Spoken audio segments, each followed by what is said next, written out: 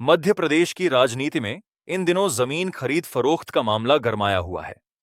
मुख्यमंत्री डॉक्टर मोहन यादव और उनके परिवार द्वारा विभिन्न स्थानों पर जमीन खरीदने को लेकर विपक्ष लगातार सवाल उठा रहा है। प्रदेश कांग्रेस अध्यक्ष जितू पटवारी ने प्रेस वार्ता में आरोप लगाया है कि मुख्यमंत्री और उनके परिवार ने जिन क्षेत्रों में जमीन खरीदी, वहां सरकारी परियोजनाएं प्रस्तावित हैं या संचालित हो रही हैं। कांग्रेस का दावा है कि इन जमीन सौदों की निष्पक्ष जांच होनी चाहिए।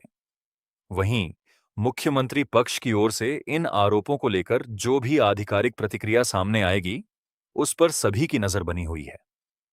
राजनीतिक गलियारों में यह मुद्दा चर्चा का विषय बना हुआ है और विपक्ष लगातार सरकार को घेरने की कोशिश कर रहा है।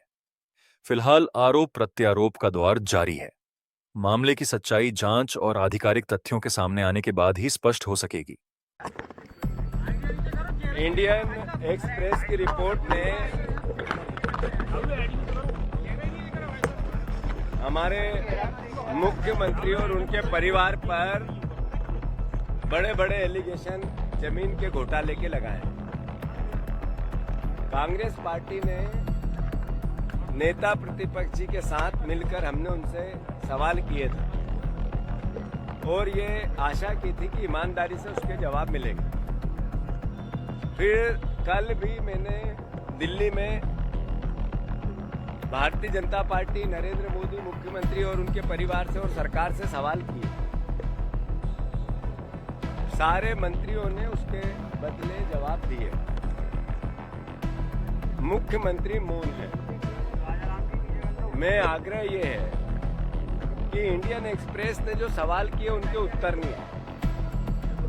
मैं मुख्यमंत्री जी से आशा करता हूं बहुत विनम्रता से कि जब आप ये कहने की कोशिश मंत्रियों के द्वारा कर रहे हैं कि हमने जो किया सही किया, तो फिर जनसंपर्क में एक लेटर जारी किया था, वो हटाया क्यों?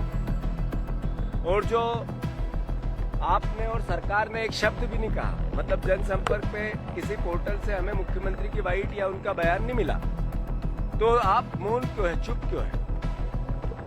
इसका मतलब है कि जो इंडियन एक्सप्रेस ने कहा वो सही है और वो सत्यता से सरकार स्वीकार कर रही है।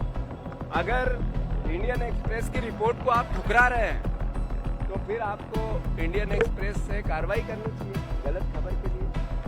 अगर दोनों में से एक रास्ता है, या तो आप ये तथ्य और तर्क और स्थापित करें कि ये ऐसी जितनी खबरें उसमें रिपोर्टिंग में आई वो गलत है, या फिर आप मौन है, इसका मतलब आप ये कहना चाहते हैं कि इंडियन एक्सप्रेस की रिपोर्ट सही है। तो इंडियन एक्सप्रेस की रिपोर्ट अगर सही है तो फिर आपको इस्तीफा देना चाहिए, और अगर इंडियन एक्सप्रेस की रिपोर्ट गलत है तो फिर उस पर आपको कार्रवाई करनी चाहिए। इससे मध्य प्रदेश का क्या नुकसान है कि सबसे भ्रष्ट राज्य अगर कोई है तो मध्य प्रदेश, जो निवेश होना है यहाँ, जो उद्योगों को यहाँ आना है, जिसकी सरकार बहुत बड़ी मात्रा में खर्चा करती है, जो रोजगार को लेकर या अन्य मध्य प्रदेश देश का हृदय स्थल, उसमें कई असीम संभावना है। वहाँ लोग दूर होंगे, यार ये भ्रष्ट प्रदेश है।